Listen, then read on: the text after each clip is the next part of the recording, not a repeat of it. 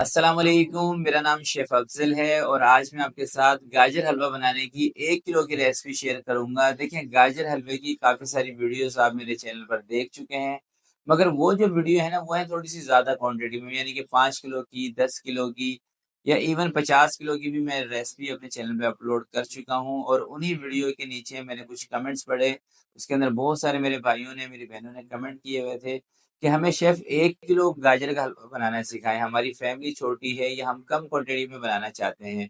तो आज आपके साथ 1 किलो गाजर का परफेक्ट हलवा बनाने की रेसिपी शेयर करूँगा।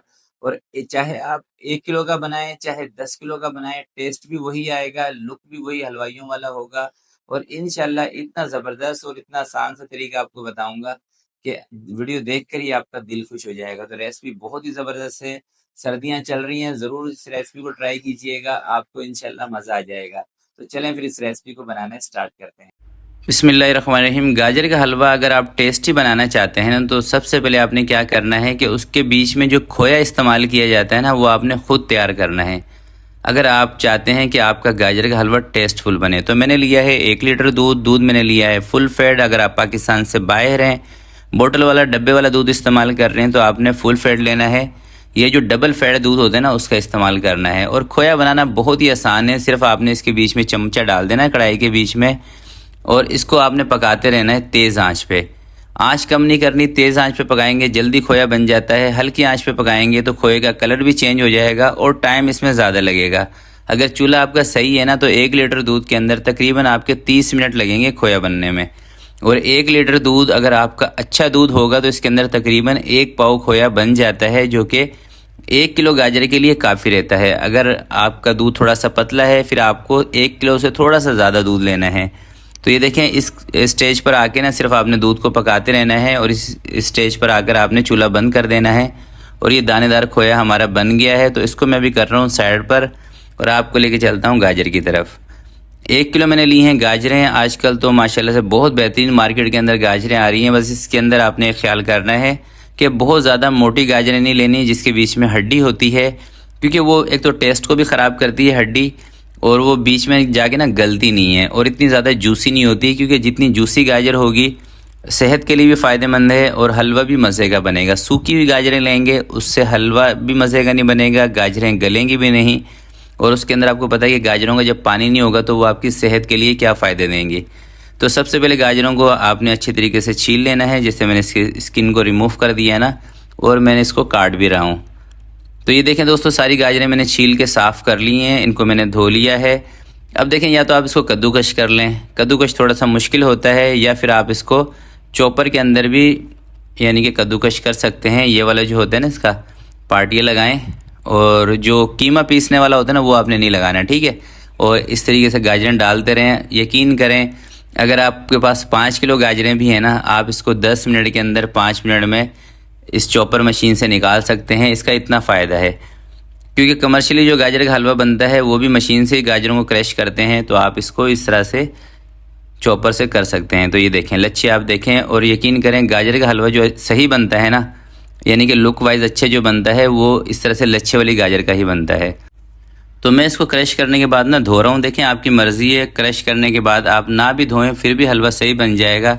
बस मुझे थोड़ा सा लगता ये है कि अगर हम इस तरह से धो लेंगे तो गाजरें थोड़ी सी साफ़ सुथरी और हो जाती हैं, इसलिए मैं इसको धोता हूँ। बाकी आपकी मर्ज़ी है, अगर आप नहीं धोना चाहते ना धोएं, आपको लगता है धोने से इसकी ग़िज़ाइयत निकल जाएगी, तो आप ऐसे ही हलवा बना लें। बस ये कि आप उसकी स्किन को रिमूव करने के बाद आप गाजरों को धो लें, ठीक है।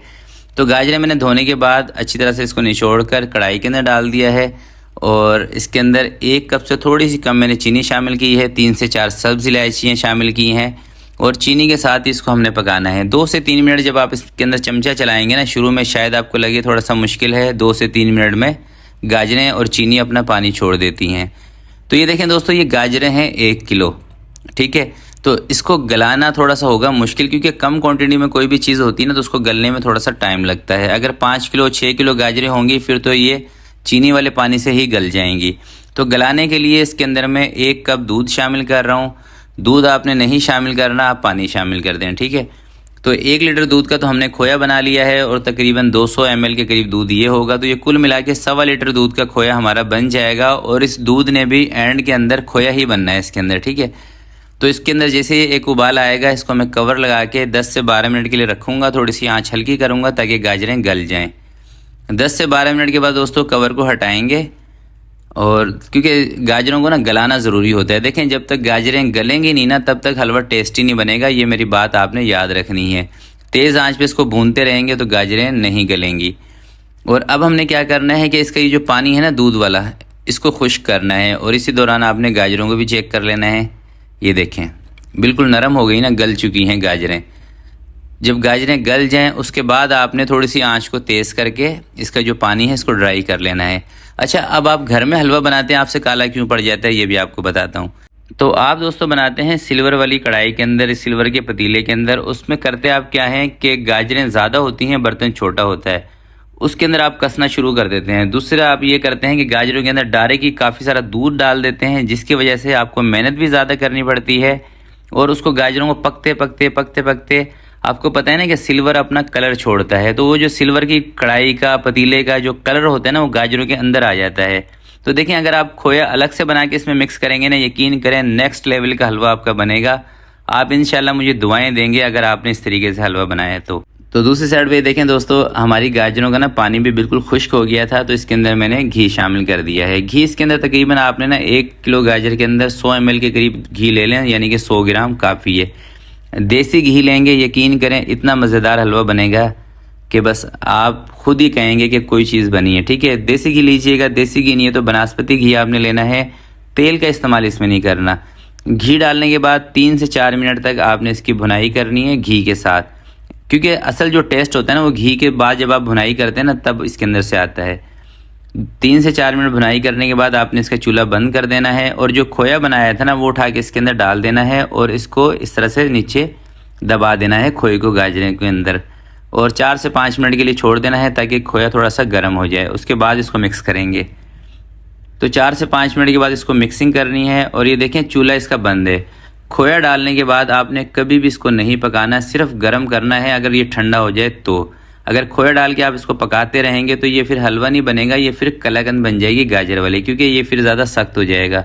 और अगर हलवा सख्त हो जाए, जूसी ना हो, तो फिर उसमें टेस्ट नहीं आता।